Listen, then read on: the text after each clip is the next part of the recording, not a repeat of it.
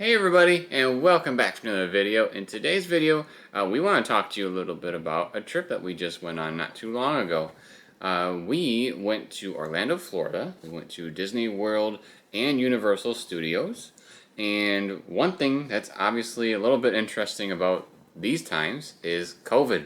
So we wanted to tell you about our experience with the different COVID regulations, how it affected our trip, the pros and cons, because believe it or not, there were pros to it. So we're going to go ahead, we're going to talk to you a little bit about both Universal and Disney World and kind of give you our opinion on the situation. Let's start off with Universal. I feel like that one's the easier of the two to talk about. Sarah, how was Universal with their mask regulations? Well, they didn't have any, for starters. They Right. didn't require masks at all, whether you were inside or outside.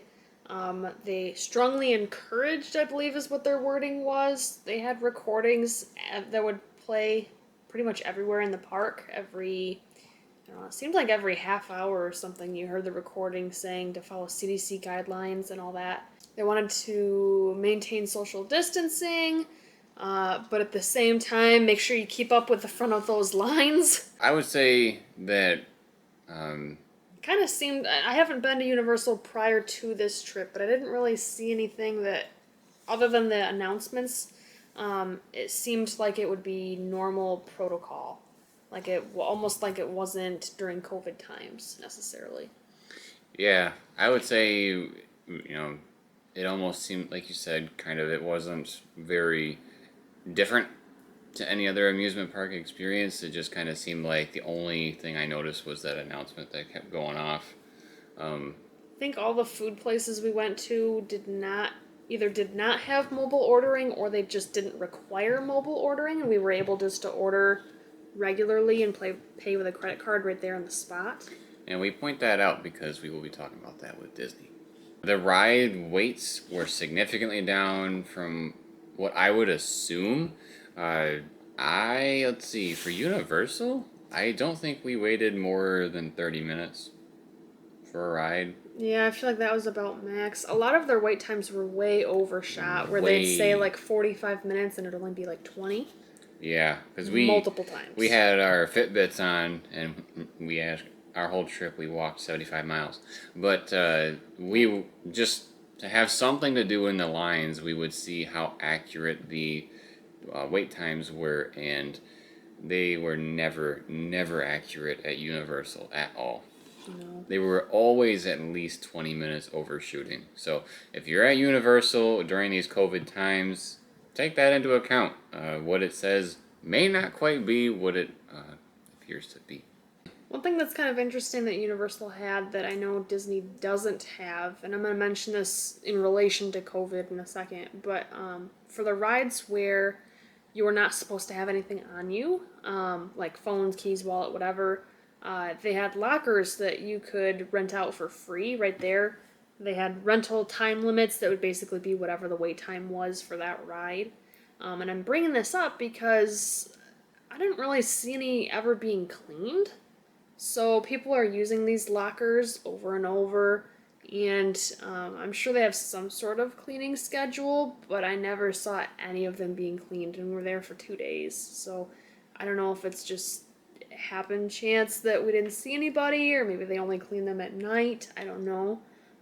But if you are super concerned about that, maybe bring some sanitizing wipes or something, or make sure that you have somebody that can hold your stuff while you're on the ride. The only other thing I would say about Universal is we went to the Halloween Horror Nights, and there was a lot of people there, and we were all very shoulder to shoulder, both when in line and during the attraction. So if you are worried about maskless stuff and being close to people, that may not be a thing for you. Their lines were all outside though, They were, unless yes, you were in the attraction. So there is that to keep in mind. but you are shoulder to shoulder, both forward and left and right for the most part. Yeah, because they have the lines zigzagging back and forth. Yeah, and when you go into the haunted house sections, they are urging you to be, one right after another. Because normally when we go to things that are local, Like a group would go in, wait 30 seconds, and then you would go in so that you would get your own scare experience. But myself, uh, when I was going through these things, I always had the scares happen literally right behind me. I must not have been intimidating. But we'll do a separate video on Horror Nights itself. So one other thing that I forgot about, because I had forgotten about Horror Nights, believe it or not, wow. Um,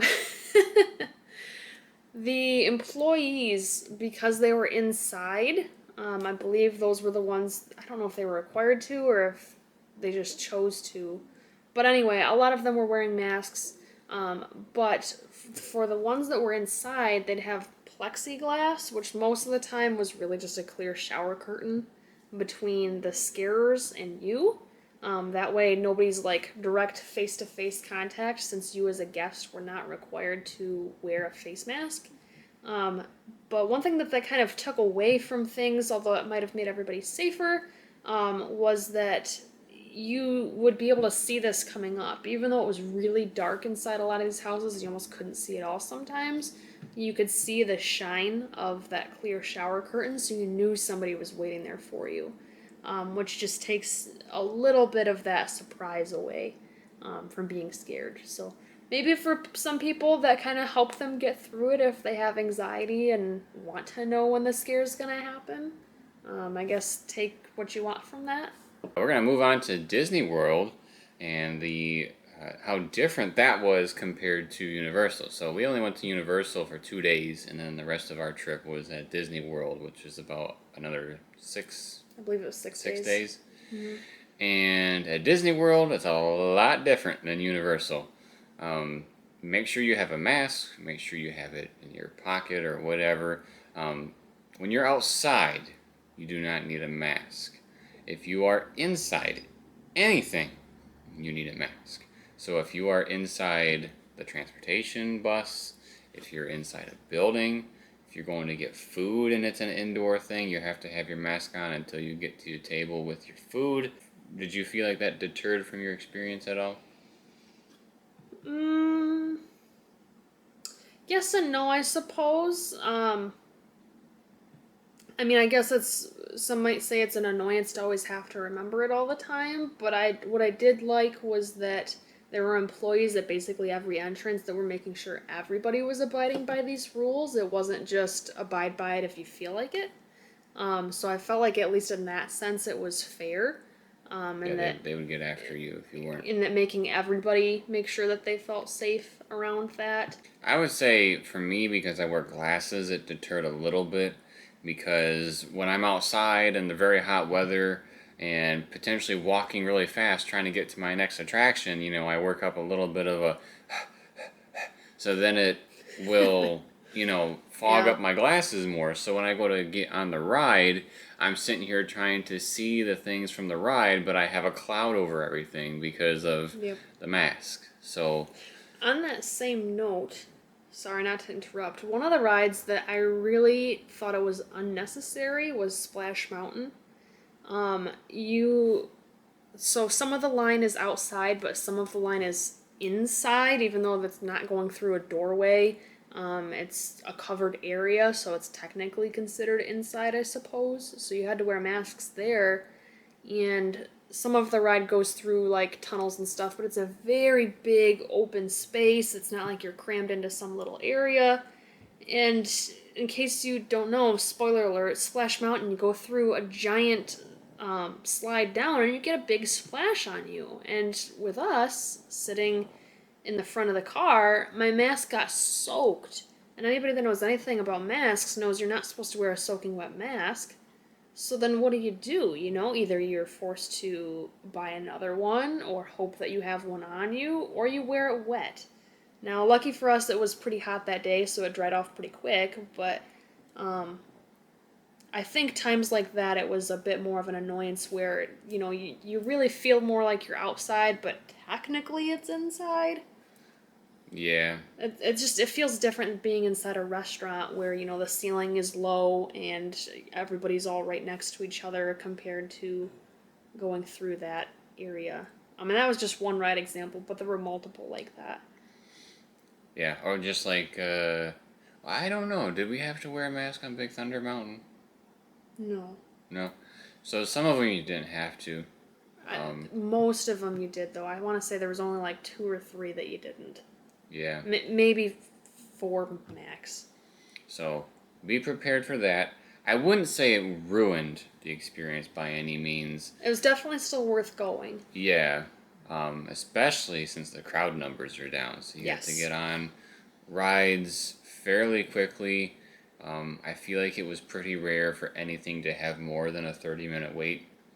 I mean, there's like maybe 2 or 3 rides that we did the whole time we were there that was more than that. And that would be like Smuggler's Run, which is an obvious one for a longer line. Flight of Passage, which normally would be 2 or 3 hours, we only had to wait maybe an hour. I don't even know if it was even that. Maybe 45 minutes? I don't know. It wasn't something excruciating long compared to what it normally is. Much shorter wait times, which was nice. When you're going to the different shops, it's kind of up to you whether you take your mask off or not. But if you're going through the strips and going in and out of all the stores, if you're taking it off every time, you're kind of off on. It's up to you whether you want to wear it, that entire time while you're outside too. Overall, COVID did not ruin it as far as the masks. I think if you're planning to go during COVID times, just be smart, do what's right for you, and just abide by the rules. Don't give the employees, issues. They have to deal with hundreds of people a day. Don't be one of them. Don't be a statistic. There was one other thing to mention that wasn't mask related, but is COVID related for Disney, which was when you're in line, if you wanted to touch on that, how they got rid of some of the ropes and replaced it with other shields. Oh, yeah. Especially because one of the people in our group really didn't like that. And I'll tell you why. And it's a legitimate reason. Some of the ropes for the rides are removed and they put plexiglass in. And when you're waiting in line to get on the ride. yeah, and I will say that it did cause a little bit of an issue because the ropes are flexible and they do have a bit more room. The plexiglass that they put in, there's a lot of them where only one person can fit through there at a time. You cannot double up. So if you are, and they're not only for a couple steps, they're for the whole section, probably at least 20 people deep. So if you are claustrophobic and you're in the middle of that, you might want to strap in and count to 20 or something, because there's a handful of rides that have that. I know one of them was the Tres Caballeros, maybe Frozen. I think Frozen had it. The Nemo ride in Epcot. Yep. So be prepared for that if you're claustrophobic. The Seven Dwarfs Mine ride had it. Some of them don't have it the entire time, but they'll have it for some portion of it. Oh, Mickey's Railroad at Hollywood Studios. Which I should say, it's not plexiglass the entire height of a person. It's got a non-see-through barrier, like sheet metal or something like that, that's, say, 2 feet tall from your knees to about your belly button high or your elbow high or something like that. And then above that is plexiglass. So kids can't really see through it all, which, if you're a kid who's... if your kids are claustrophobic, I feel like it'd be extra bad for them because they can't even see through on the other sides. They are almost entirely mobile order only at Disney World, which is good and bad, I suppose. I felt so stupid when I walked into the restaurant and I was like, where do I have to order my food? And they said, did you mobile order? And I said, no. Well, you have to. Oh, awkward. So I had to sit down and then order my food and then wait for it with our phones. And the phone isn't always the best thing. Sometimes that loading is terrible and doesn't recognize your card. You can use a gift card in there, which is nice. That's what I did for the most of the trip. Go ahead. It does not save your gift card. Darn you, it will save a credit card, but it won't save a gift card. Either that or I'm just not good at reading. I know I had an issue at least once where I went to do a mobile order and it just wouldn't recognize my credit card for whatever reason because it kept saying there was an issue with the expiration date. And I finally was able to figure it out 30 minutes later. But if I had just gone in line to order like normal, if that was an option, you would have swiped and been done. Um, so sometimes it saved you time and sometimes it really didn't. It just depended on how the app was doing that particular day, I guess. That is our experience with COVID well, I should say COVID regulations, not our experience with COVID, at the Universal Studios in Florida and Disney World Resort. One place that you did not have to wear a mask that we went to, that's amusement stuff, is the water park. Unless you're in the bathroom. Unless you're in the bathroom, then you gotta put it on and walk in that bathroom. So that's another little tidbit. That's one place you don't have to wear it. But yeah, so There's the good, the bad, and the ugly. yes, and you decide which is which. Please turn on notifications, that way you're notified when more stuff about our trip drops. Please subscribe to the channel if you haven't already. Drop us a like if you like this video, and drop us a comment letting us know if you've gone to these parks during COVID times. What are your thoughts? Yeah, let us know. If you have any questions about anything else that we may have experienced during our trip. Yeah, we'll definitely let you know in the comments. And then, as always, everybody, thank you for watching. We'll see you next time.